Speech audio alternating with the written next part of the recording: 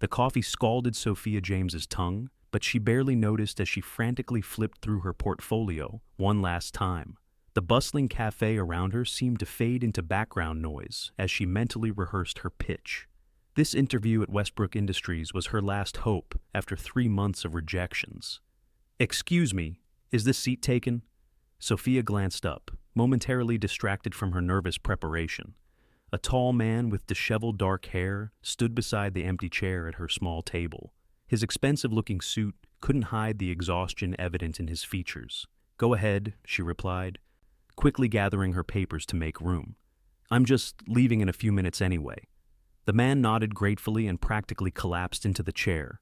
He loosened his tie with a sigh that seemed to carry the weight of the world. "Rough day?" Sophia found herself asking, though small talk with strangers wasn't usually her forte. "You could say that." He ran a hand through his hair, making it even more unruly. "Sometimes I wonder if it's all worth it." Something in his voice of vulnerability beneath the obvious fatigue made Sophia pause her hurried packing. The genuine weight of his words resonated with her own struggles. "I know that feeling," she admitted. "I've been job hunting for months. Each rejection makes you question everything." The man studied her with sudden interest. "What field are you in?" "Marketing and communications. I have an interview at Westbrook Industries in—" She checked her watch and felt her heart skip. 40 minutes. A strange expression crossed his face. "Westbrook? What position?" "Assistant Communications Director." She straightened her shoulders, reclaiming some confidence. "I know it's competitive, but I've developed some strategies that could really help them connect with the younger demographics." He leaned forward slightly. "Tell me more." Under normal circumstances, Sophia would never discuss her interview strategies with a stranger, but something about his genuine interest made her continue. She found herself explaining her ideas for revitalizing Westbrook's social media presence and community engagement programs. The man listened intently, asking thoughtful questions that helped her refine her thoughts. He didn't interrupt or dismiss her ideas, just nodded encouragingly as she spoke with growing animation. "Sorry," she finally said, realizing she'd been talking for nearly 15 minutes. "I didn't mean to bore you with all that." "Not at all. Your passion is refreshing." He checked his watch. "You should probably head to that interview." Sophia gasped at the time. "You're right. Thank you for listening. Sometimes talking things through really helps." "It was my pleasure." He smiled for the first time, transforming his tired face. "Good luck at Westbrook. Something tells me you'll make quite an impression." She hurriedly gathered her materials, thanked him again, and rushed out the door, unaware that she'd just spent the past 20 minutes explaining her innovative marketing strategies to Connor Westbrook himself, CEO of Westbrook Industries. Connor watched her leave, her portfolio clutched tightly to her chest as she navigated through the crowded cafe. For the first time that day, perhaps that week, he felt the tension in his shoulders ease.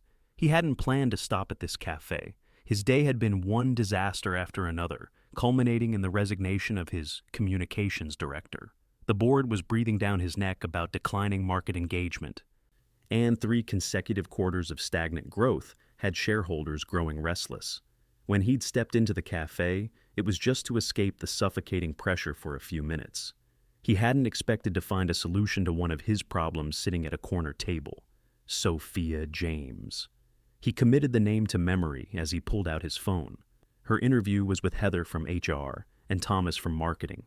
Connor quickly texted Thomas, "Pay special attention to Sophia James today. I want your honest assessment." His phone rang almost immediately. "Since when do you take interest in assistant director candidates?" Thomas asked, skipping any greeting. "Just do it, Tom. I have a good feeling about this one." He ended the call and settled back in his chair. For the first time in months, Connor felt a spark of optimism. Maybe this was the fresh perspective Westbrook needed. And maybe, just maybe, he'd found someone who knew how to listen, a quality that had become increasingly rare in his world of yes men and ambitious climbers.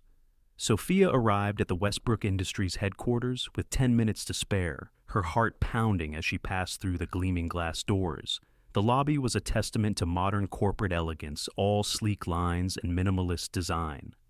She approached the reception desk, working to keep her voice steady. "Sophia James for an interview at 2 stars." The receptionist smiled professionally. Yes, Ms. James, please take a seat. Someone will be down shortly. Sophia perched on the edge of a modern leather chair, mentally reviewing her talking points. Her chance encounter with the sympathetic stranger had oddly calmed her nerves. His questions had helped her organize her thoughts better than hours of solitary preparation. Ms. James, a woman in a tailored pantsuit approached. I'm Heather Miller, HR Director. Please come with me. As they rode the elevator to the 18th floor, Heather made polite small talk, but Sophia detected an underlying curiosity in the woman's demeanor. In the conference room, a middle-aged man with salt and pepper hair waited. This is Thomas Peterson, our marketing director, Heather introduced. He'll be joining us for the interview. Thomas studied Sophia with unusual intensity. Pleasure to meet you, Ms. James. We're very interested in hearing your thoughts today. The interview began normally enough, with standard questions about her experience and qualifications. But when they shifted to discussing her ideas for Westbrook, Thomas leaned forward with heightened interest. You mentioned community engagement programs. Could you elaborate on that? Sophia took a deep breath and launched into the same explanation she'd given the stranger at the café, but this time with added confidence. As she spoke, she noticed Thomas and Heather exchanging glances. Those are remarkably aligned with some initiatives we've been considering, Thomas commented when she finished. Your perspective on generational marketing is particularly insightful. The interview continued for nearly an hour, twice the scheduled time. When it concluded, both Thomas and Heather seemed reluctant to end the conversation. We'll be in touch very soon, Heather promised, shaking Sophia's hand warmly. Thank you for your time today. As Sophia left the building, she felt cautiously optimistic. The interview had gone better than she'd dared hope. Perhaps her luck was finally changing. Upstairs in his office, Connor Westbrook was reviewing the notes Thomas had sent over immediately after the interview. So, Connor asked when Thomas entered his office. What did you think? I think you already knew what I'd say, Thomas replied with a knowing look. She's impressive, fresh ideas, articulate, passionate about the work. But I'm curious, how did you know? Connor shrugged non-committally. Call it intuition? When is she scheduled for the second interview? We haven't set it up yet. Usually that would be with the department head, and schedule it for tomorrow. I'll conduct it myself. Thomas's eyebrows shot up. You never do interviews at this level. I do now, Connor said, turning back to his computer in dismissal. Make it happen. After Thomas left, Connor leaned back in his chair, staring out at the city skyline. Something about Sophia James had captivated him, her unpretentious intelligence. The way she'd listened to his momentary vulnerability without judgment, how she spoke about communication as connection rather than just corporate messaging. For the first time in longer than he could remember, Connor was genuinely looking forward to tomorrow. Sophia's phone rang at 7:30 the next morning. She lunged for it, nearly knocking over her coffee mug in the process. Hello? Ms. James, this is Heather Miller from Westbrook Industries. Sophia's heart raced. It was too soon for a rejection, wasn't it? They'd only interviewed her yesterday. We'd like to invite you for a second interview today if possible. I apologize for the short notice. Today? Sophia blinked in surprise. Yes, of course. What time? 11 a.m. and Ms. James, this interview will be with Mr. Westbrook himself. Sophia nearly dropped her phone. Connor Westbrook, the CEO? Yes, he's taken a personal interest in filling this position. Is that time acceptable? Absolutely, Sophia managed to say, her mind racing. What had prompted the CEO to get involved in hiring an assistant director? After ending the call, Sophia rushed to her closet. Her best outfit was the one she'd worn yesterday. She pulled out her second-best option, a navy blue dress with a tailored blazer, and laid it on the bed. 2 hours later, she was back in the Westbrook lobby, her portfolio updated with additional materials she'd prepared through the early morning. This time, Thomas Peterson himself came to escort her upstairs. I don't normally say this to candidates, he said, as they rode the elevator to the executive floor. But Connor doesn't typically take this level of interest in hiring. Whatever impression you made yesterday, it was significant. I haven't met Mr. Westbrook, Sophia replied, confused. Thomas gave her an odd look, but didn't comment further, as the elevator doors opened to reveal an elegant reception area. They walked past what must have been the executive assistant's desk, currently unoccupied to a set of imposing double doors. Thomas knocked once and opened the door without waiting for a response. "Sophia James is here," he announced, then stepped aside to let her enter. The office was breathtaking floor-to-ceiling windows showcased the city panorama, while tasteful modern art adorned the remaining walls. Behind an impressive desk stood the last person Sophia expected to see. "Thank you, Thomas," said the man from the café, now impeccably dressed with his hair neatly styled. Thomas nodded and closed the door, leaving Sophia standing in shocked silence. "Please, sit down, Ms. James." Connor Westbrook gestured to the chairs in front of his desk, his expression unreadable. Sophia moved forward on autopilot, her mind scrambling to process this revelation. "You're Connor Westbrook." "I am." He sat down across from her. "I apologize for not introducing myself properly yesterday." "You let me ramble on about my interview strategies," Sophia said, mortification creeping up her neck. "For your company." A slight smile appeared on his face. "And I found your insights valuable. That's why we're having this conversation now." Sophia took a steadying breath. "So, yesterday was what, a pre-screening?" "Nothing so calculated," Connor assured her. "It was a coincidence, but one I'm grateful for. Your approach to our communication challenges was refreshing. You spoke about connecting with people, not just marketing to demographics." He leaned forward, resting his elbows on the desk. "But today, I'd like to discuss something different. I've reviewed your application and resume thoroughly. Your qualifications are impressive, but I want to understand who Sophia James is beyond the credentials." What followed was unlike any interview Sophia had experienced. Connor asked about her inspirations, her communication philosophy, how she handled conflict. He wanted to know why she'd chosen marketing over journalism, what books had influenced her thinking, how she defined success. Throughout their conversation, he listened with that same attentiveness she'd noticed in the cafe, focused, present, engaged with her answers rather than just waiting for his turn to speak. It was disarming. "I have a proposition for you," he said finally, after nearly an hour of discussion. "The position you applied for is yours if you want it. However, I'd like to offer you an alternative." Sophia raised her eyebrows questioningly. "I need someone to oversee a complete overhaul of our communication strategy, internal and external. Not an assistant director, but a newly created position. Chief Communications Officer, reporting directly to me." Sophia's jaw dropped slightly. "You want me to be a C-suite executive? Based on one conversation in a cafe and an interview?" "Based on your ideas, your approach, and your understanding of what we need," Connor corrected. "The position would have a 6-month probationary period." "Of course, but I believe you're exactly what Westbrook Industries needs right now." "This is..." Sophia struggled to find words. "Unexpected, I know." Connor's expression softened. "Take 24 hours to think about it.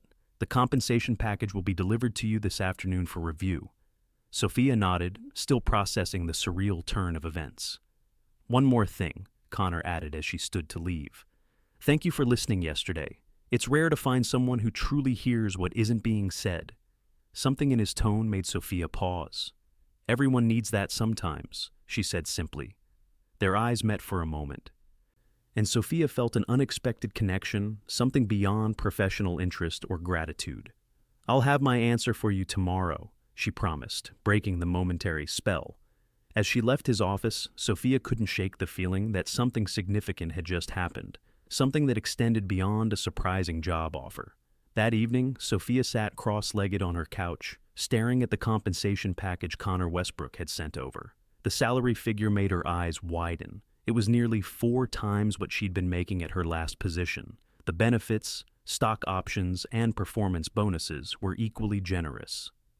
She picked up her phone and called her best friend Riley. "He's offering me a C-suite position, Ry. Me. 6 months ago, I was writing copy for kitchen appliances, and now the CEO of Westbrook Industries wants me to completely overhaul their communication strategy." "This is incredible, Soph!" Riley's excitement bubbled through the phone.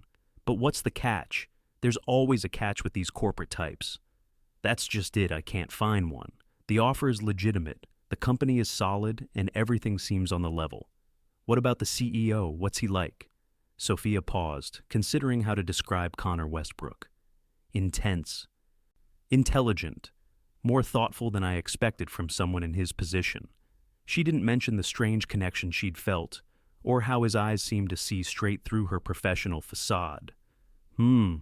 Riley's tone was knowing. Is he attractive? Riley? That's completely irrelevant. So that's a yes? Riley laughed. Just be careful, Soph.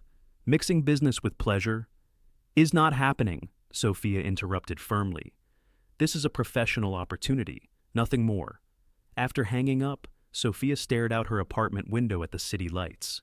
The truth was, there was something compelling about Connor Westbrook beyond his position or appearance. The way he'd listened to her in the cafe, vulnerable and genuine despite not knowing who she was, had revealed a depth most people in power carefully concealed. The next morning, Sophia called the number Connor had provided and accepted the position. She would start in 2 weeks. Her first day at Westbrook Industries arrived with a mixture of excitement and apprehension. Security issued her an executive access card, and she was escorted to her new office on the executive floor directly across from Connor's. "Good morning, Ms. James." Connor appeared in her doorway as she was arranging her few personal items on the desk. "Ready to revolutionize how we communicate?" "Ready as I'll ever be," she replied with more confidence than she felt. "Excellent.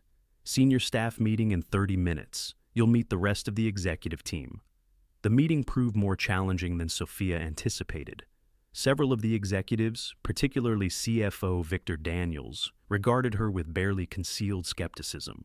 It was clear they questioned why an outsider with limited executive experience had been brought in at such a high level.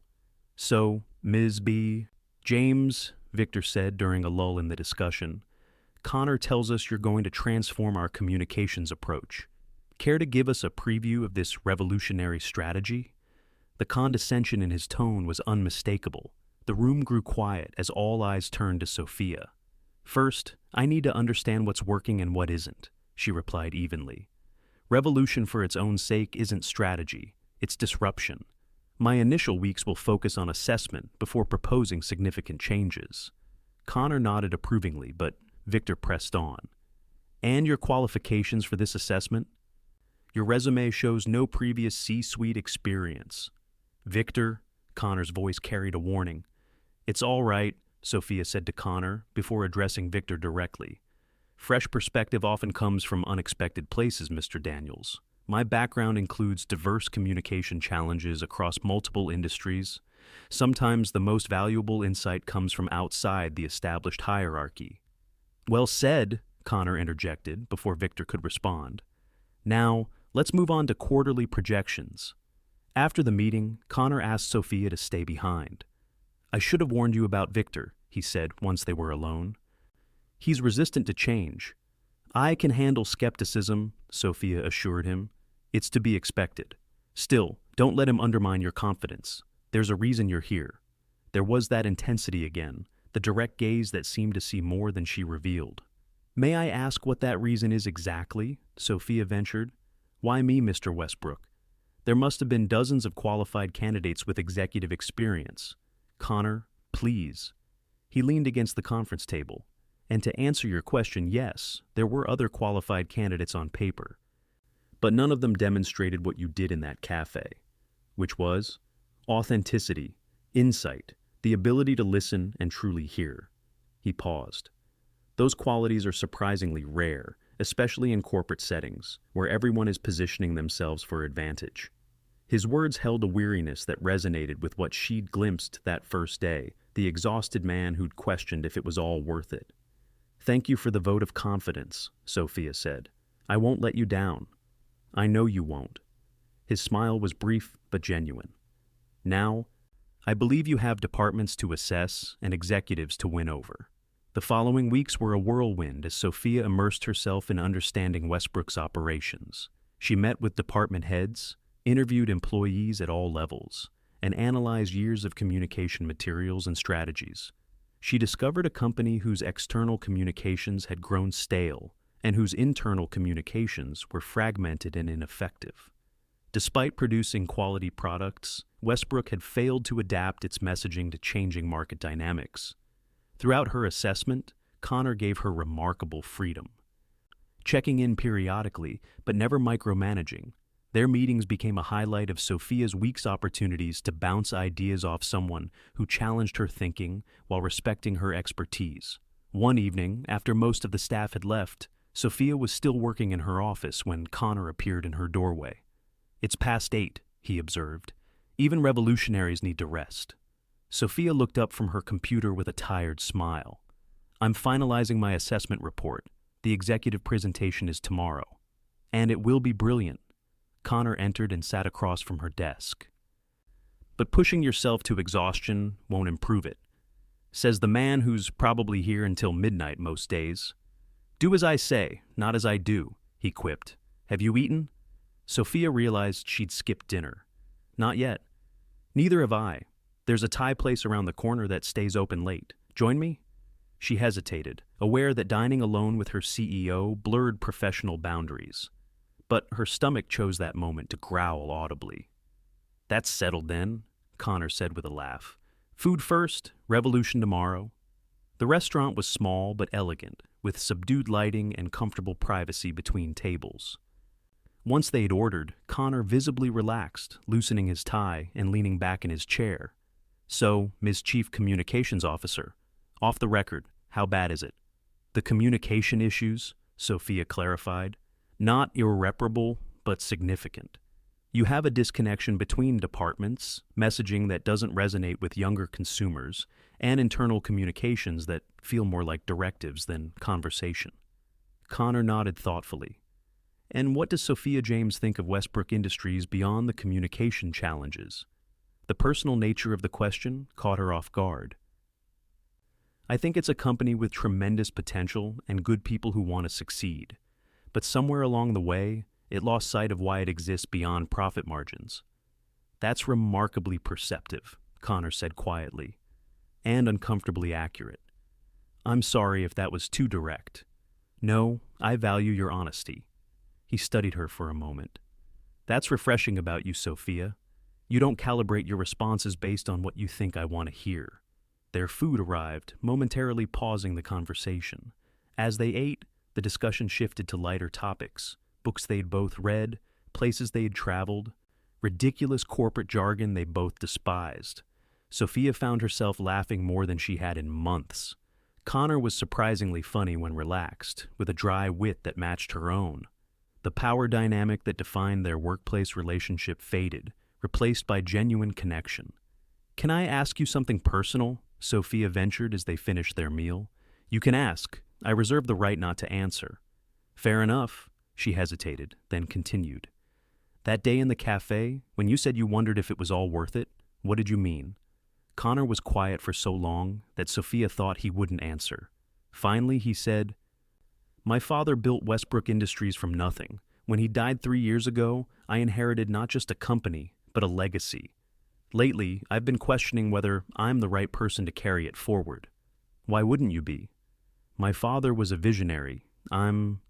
He searched for the right word. More analytical.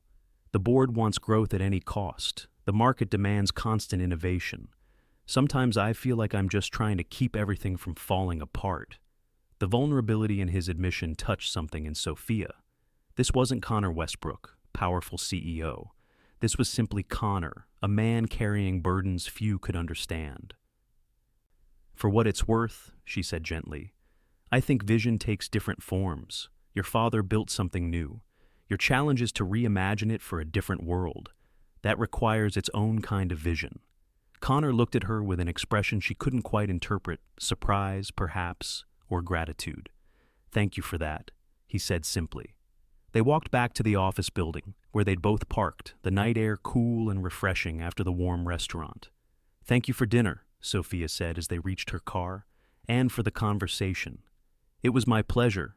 Connor hesitated, then added, "Good luck tomorrow, though you won't need it. The executive team doesn't know it yet, but they're about to meet the future of Westbrook Industries."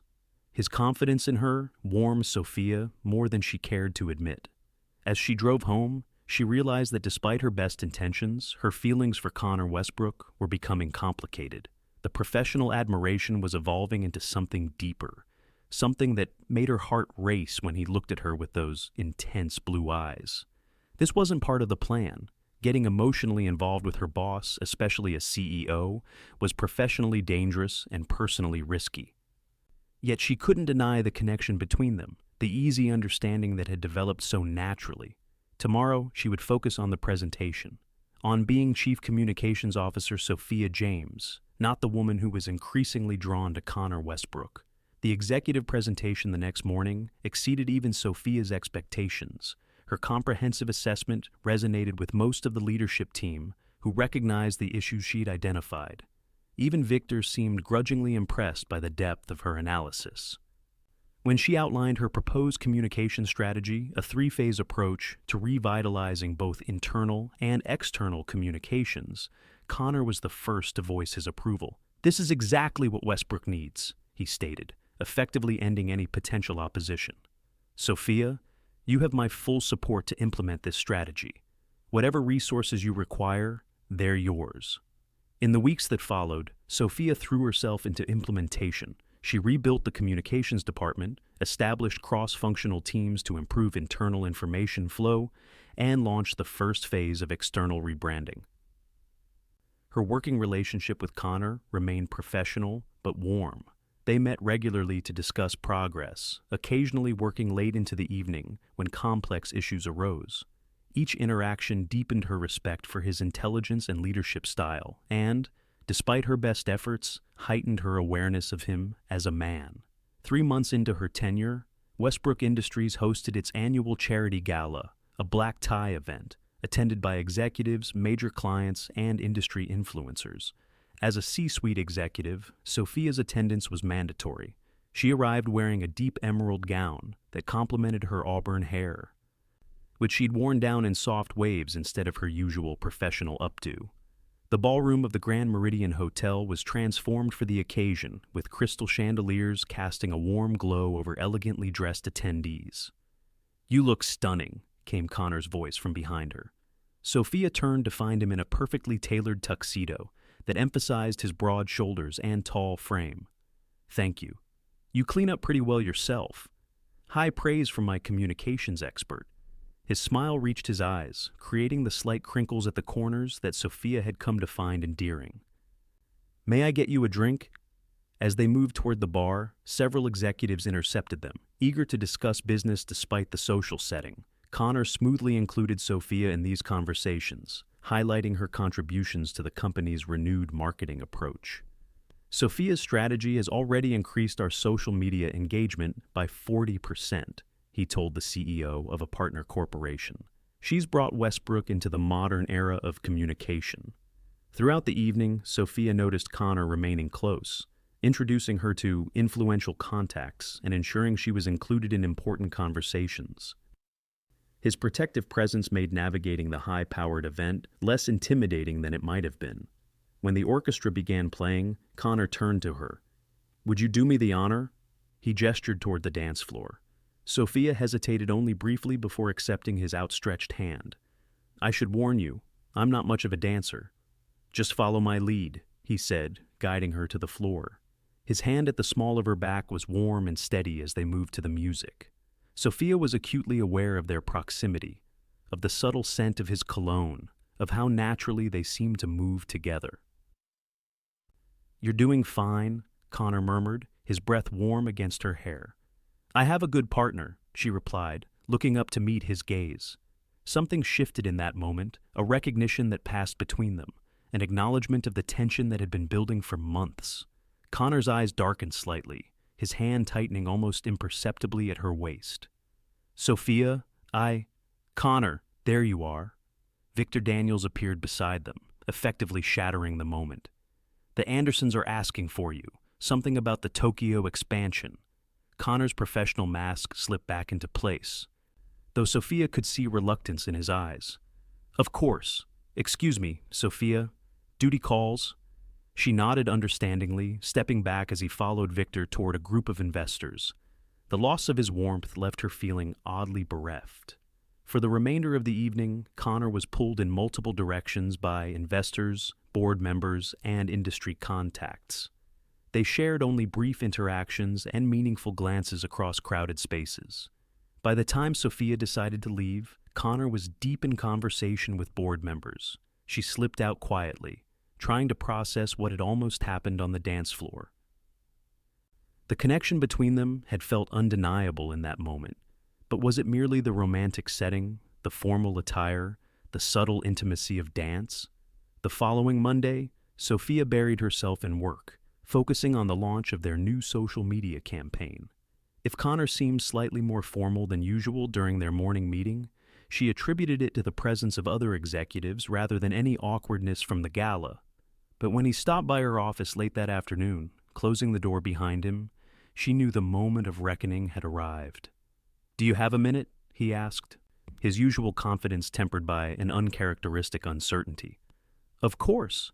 Sophia gestured to the chairs across from her desk, but Connor remained standing. "About Saturday night," he began, then paused, searching for words. "I want to apologize if I made you uncomfortable." "You didn't," she assured him quickly. "Good. Because what I wanted to say, what I was about to say before Victor interrupted, was that I find myself thinking about you in ways that exceed our professional relationship." The directness of his statement took her breath away. Connor Westbrook wasn't a man who hedged or equivocated. Of course he would address this head on. "I know it's complicated," he continued when she didn't immediately respond. "The power dynamics, the professional considerations. If you don't share these feelings, or if you're uncomfortable with the situation, I'll respect that completely and never mention it again." Sophia stood, needing to be on equal footing for this conversation. "I'd be lying if I said I haven't thought about it too, about you." She met his gaze steadily.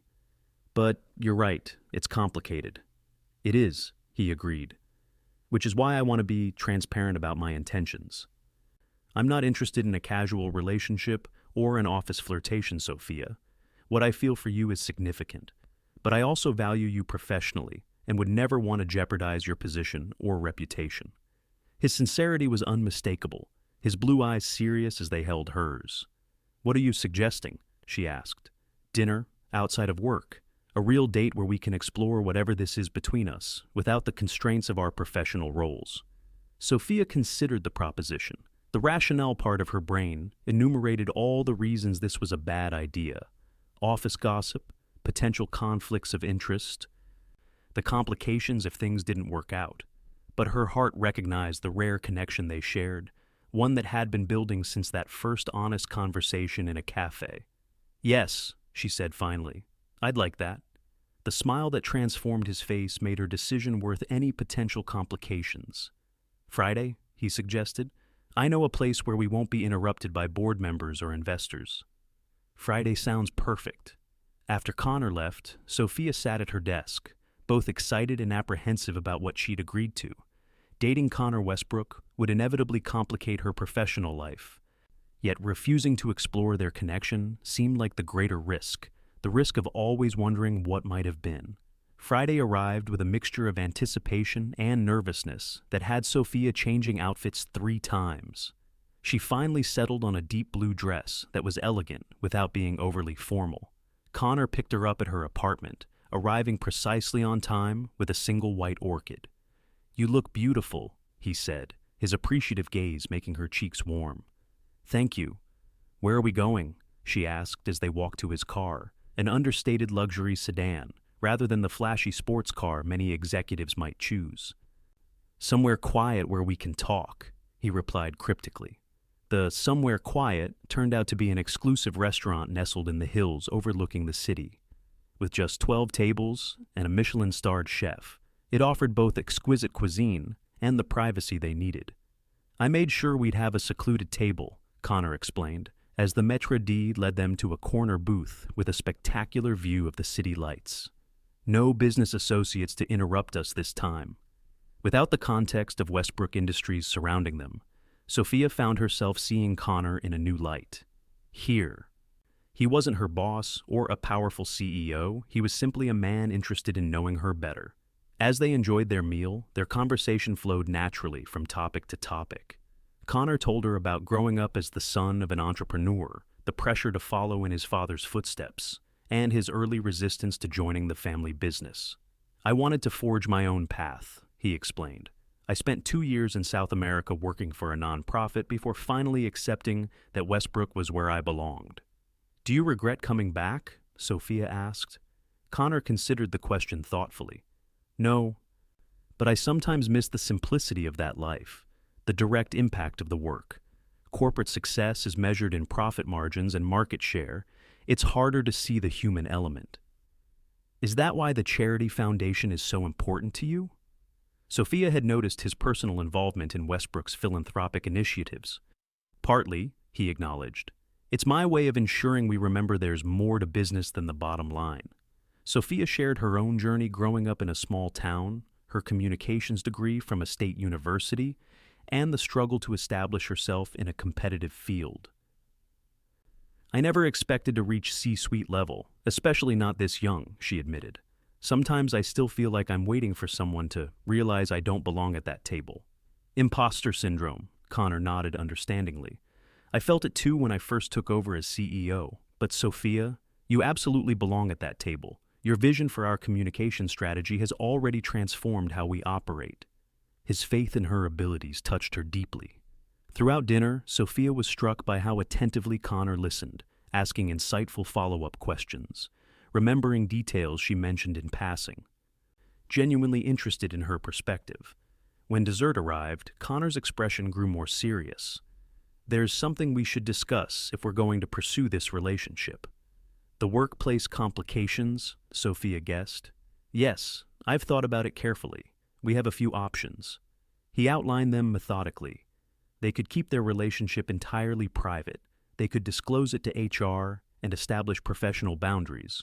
Or, and here he seemed less certain, Sophia could consider a different role within Westbrook that wouldn't report directly to him. "I don't want you to feel pressured to change positions," he added quickly. "You're excelling as CCO, and the company needs your talents there." "I appreciate you thinking this through," Sophia said, touched by his consideration. "But let's not get ahead of ourselves. This is still our first date." Connor smiled ruefully. "You're right. I tend to approach everything like a business problem to solve." "It's not a bad quality," she assured him. "But maybe for tonight, we can just enjoy getting to know each other without planning contingencies." "I'd like that," he agreed, reaching across the table to take her hand. The simple contact sent warmth spiraling through her. His thumb traced gentle circles on her palm, and Sophia found herself wondering how those hands would feel, caressing other parts of her body. The thought brought a flush to her cheeks. As the evening drew to a close, Connor drove her home, the car filled with a charged anticipation. Outside her apartment building, he walked her to the door. "Thank you for tonight," Sophia said, suddenly shy despite their months of working closely together. "The pleasure was mine." Connor's voice had dropped to a lower register that sent shivers along her spine. He stepped closer, his height requiring her to tilt her head back to maintain eye contact. "May I kiss you goodnight, Sophia?" His request, so formal and yet so intimate, made her heart race. "Yes," she whispered. His lips met hers gently at first, a question rather than a demand. When she responded, leaning into him with a soft sigh, the kiss deepened. His arms encircled her waist, drawing her closer as her hands found their way to his shoulders. The kiss was everything a first kiss should be: tender, exploratory, filled with promise. When they finally separated, Sophia felt slightly dazed, her lips tingling. "I've been wanting to do that for weeks," Connor admitted, his voice husky. "It was worth the wait," she replied with a smile. He brushed a strand of hair from her face, his touch lingering on her cheek. "I should go, though every part of me wants to stay." His restraint only increased her respect for him.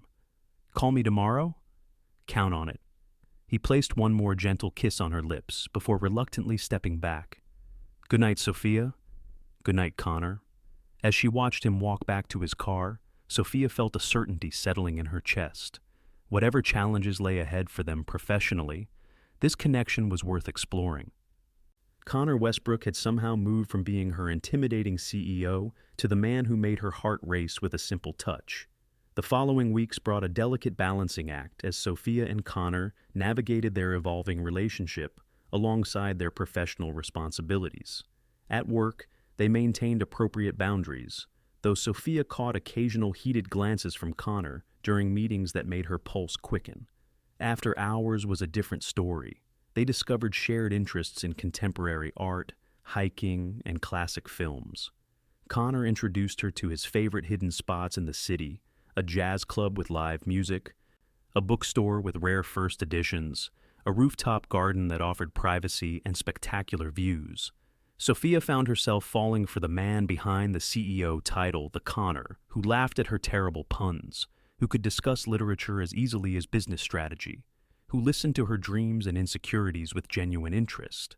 1 month into their relationship, they decided to disclose their status to HR.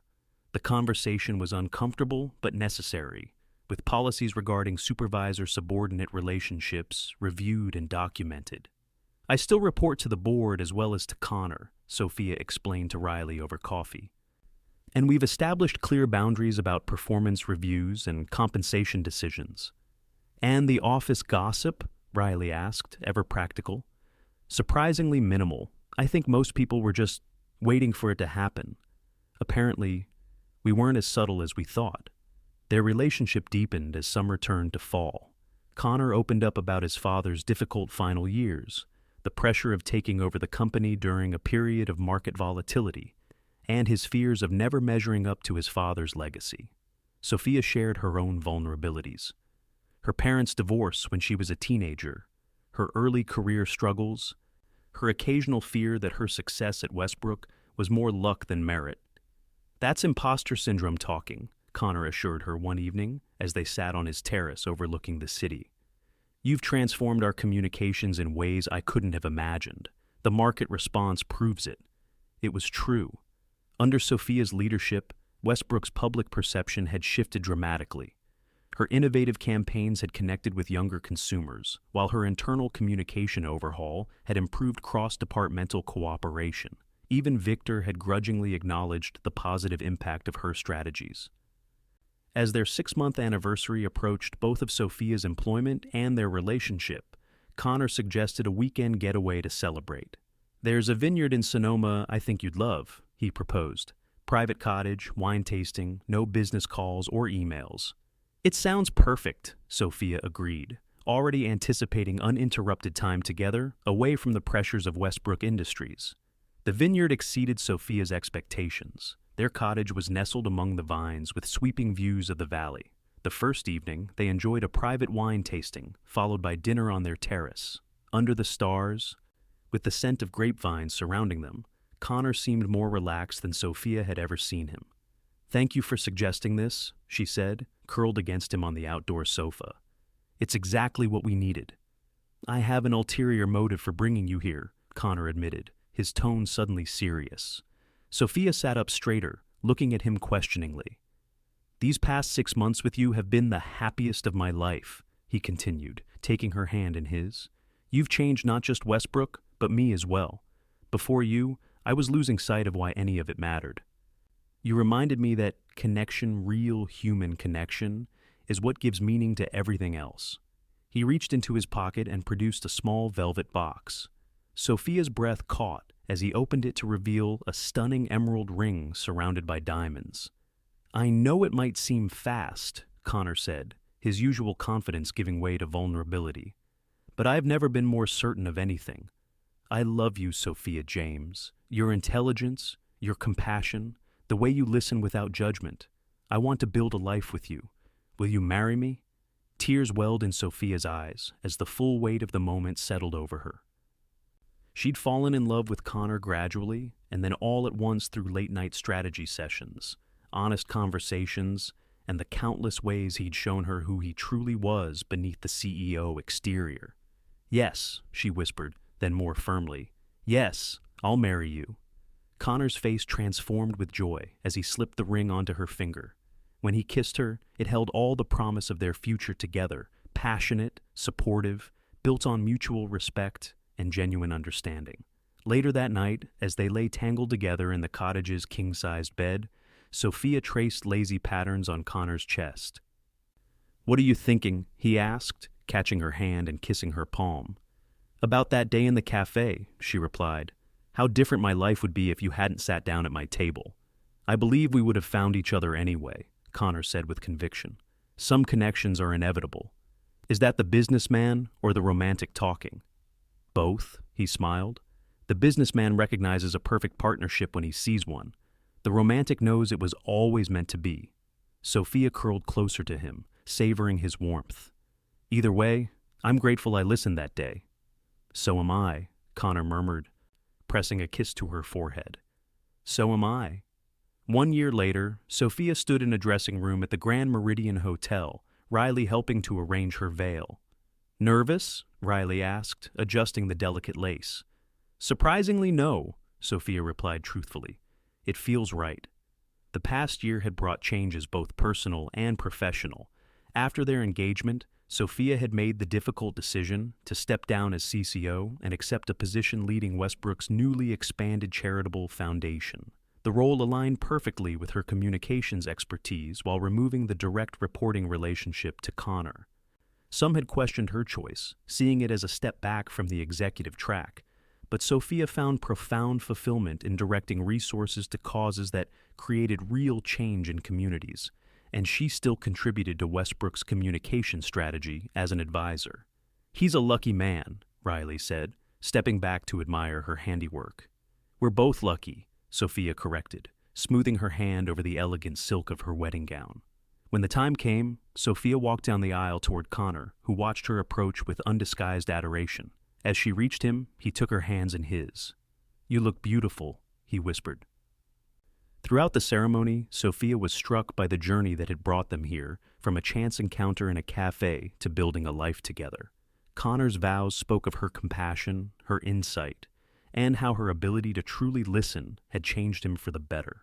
Sophia promised to continue being his partner in all things, to support his vision while helping him remember what mattered most. At the reception, they shared their first dance to the same song that had been playing the night of the gala when something had shifted between them. Connor held her close, his lips brushing her ear.